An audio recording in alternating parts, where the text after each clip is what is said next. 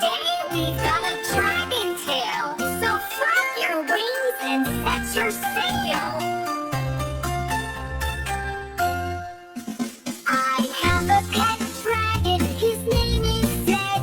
He sleeps in a cave right under my bed.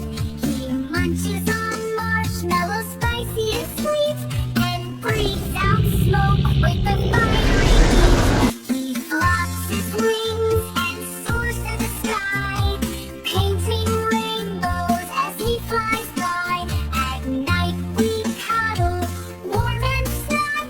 He wraps me up in a dragon hug. He's brave and bold with glittery scales, and tells me tales of magical whales. No one believes he's real, but I do, because he sneezed once and my curtains turned blue. Wasn't that fun with Seth the dragon?